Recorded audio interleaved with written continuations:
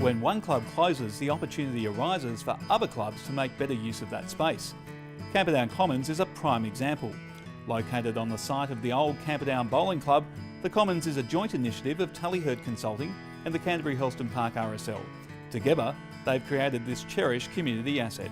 It's just like a little oasis for us. I mean, where we live, we're in an apartment, we don't have a garden, so this is our garden. The community around here, as you can see, would be a bit concerned about apartments being built or just development. And I think they were really excited when they saw there was going to be an urban farm in their backyard. And it's a space that locals can come to at any time and feel, you know, they can just sit down and read a book, or they can have a cup of coffee, and they really feel integrated in the space and feel like they own it. Even before you walk in, we've got a food forest outside, which means that anyone can come past and pick a kaffir lime leaf or some lemon myrtle for their dinner. And then you come in and there's nearly 1,200 square metres of an urban farm, which Pocket City Farms runs. We've got a beautiful lawn that children can run around on, chickens that give us eggs, a playground, a 350-seater restaurant, and these amazing community spaces for community groups and not-for-profit groups to take advantage of. Back in 2013, late 2013, we were aware of the site because we'd done a previous engagement for the club. Luke Hurd, my business partner, actually it was his idea. He'd recently joined the board of Pocket City Farms, and we proactively approached the club and said, look, we think we've got an idea that might work. We think it's on trend, ticks the boxes as far as all the community elements goes.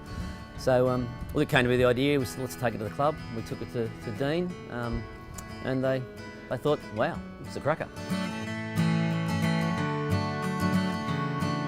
Yeah, so Pocket City Farms is a not-for-profit. We've been around for about 6 years, and our passion's really to educate the community on the importance of local food production, and also teaching people about seasonality as well. Creating that link between consumers and the growers, so showing people where their food actually comes from, how long it takes to grow food, and just sort of get that right into the community. We knew that we had to really engage with the locals to firstly allay their fears of what might happen. Secondly, it was only ever going to be successful, because it's a bit different, it was only ever going to be successful if it had local support. That consultation process was crucial, and in hindsight, we as an organisation learned a hell of a lot out of that process. So it wouldn't have been successful as it is had not we invested so much time and energy into that initial consultation with the locals. They ran a fantastic process in terms of consultation with the local community. They really saw this as that opportunity as a charter for them to do that, and they did it really well. And what I like about their thinking in that setup is that they saw an opportunity to engage with a different segment, but as opposed to trying to do something in their own traditional club model about bringing that segment in, they thought, well, let's take something out to that market. And I thought that was very leading edge thinking for any club. I think they've done that exceptionally well. It was very refreshing to see the approach that was taken in recognising that they wanted to get the community on side, but they wanted to work with the community in developing the facility so that they ensured that it delivered to the needs that the community wanted.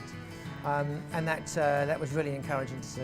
If you deliver on what the local community's needs are, it's a win-win for both the community, for the organisation itself and for council.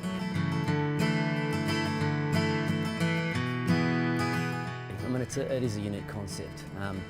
Back in the time too, back in those, late 2013, early 2014, the whole paddock to plate movement was kind of being talked about, but wasn't really seen that much out and about. So I think that brought a real fresh element to the whole concept stage of food and beverage at that time. It really comes down, there's three things. It's the location. It's a fantastic location, Camperdown, in terms of proximity to the city, the surrounding area, the demographic, the concept itself, and obviously the execution.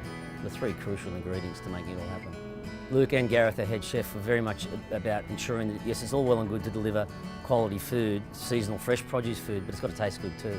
It was a very important part, and a lot of time and effort went into that, to ensuring that the food was as delicious as it could be, and it has been, and it gets talked about accordingly, and rightfully so. So that just doesn't just happen. from the minute we opened, it gives the customer and the consumer an opportunity to think differently about the way that food is produced and the way that food's consumed. I've got the best tool I could ever have, and that's the farm up the front. Pocket City only ever produce seasonal produce, so for me that changes every single day and every single week, and we've got to have the ability to change with the seasons and change with whatever vegetables are coming out of that farm, and that always makes us really be honest with our food, keep engineering the food and keep engineering the menu every day and be creative every single week, and hopefully the customers get the best of that every time they come. A lot of people say, how has an RSL done this, or where did they come up with such a great idea? But people sometimes forget clubs were built to engage with their community, and we're just doing it in a different way.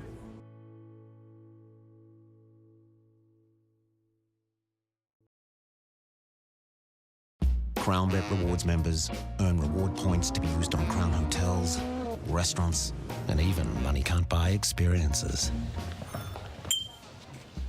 Join today. CrownBet. Reward yourself.